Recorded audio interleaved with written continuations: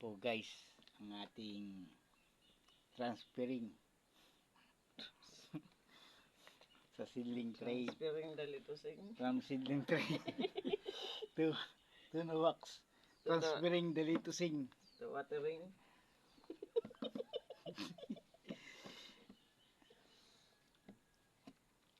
And you put into the box. Yan. Kailangan With ngayong solution. kasin tagalogong takad yung araw yung sinjis na kailangan meron kang may tubig na balde. Kahit hindi balde, kahit timba. Kahit timba. Kahit langganan. Ibabad mo sa tubig na may rooting hormones. Ibabad sa tubig na may rooting hormones. Kailangan ang ugat hindi magalaw, hindi maputol. Ganyan. Babad mo siya sa tubig para matanggal. Ganon. Ganon. Ganyan. Para may ano siya, may guide siya. Yan. Yung mga gustong matuto ng pagtanim. Kailangan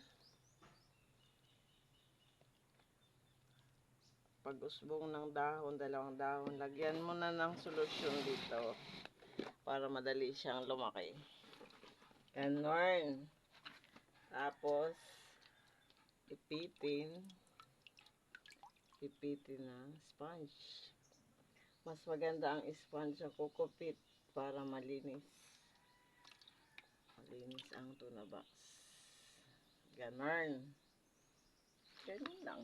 Tapos ilagay sa stir box. Ay sa Tuna box. no. Sa ang tawag dito? Styro cup. Styro cup. Coffee cup. Styro cup. Ganon. Yan. Yan. Ganun lang. Antayin mo na lang hanggang mag-harvest. In 25 to 30 days, ready na yan. Depende sa kalaki. Mas baby ang lettuce, mas masarap. Very simple. Pag underage pa, mas masarap ang lettuce. Parang tao. Alright. Ito, para kay Angel lang to. Ang video mo. Hindi, para to sa aking mga followers. Nagtatanim sila ng lettuce para alam nila. Just PM me for some What?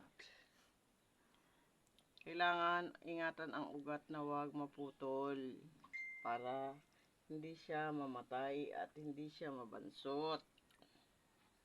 Ganun. Ganun lang. Oh. Okay, sa baso.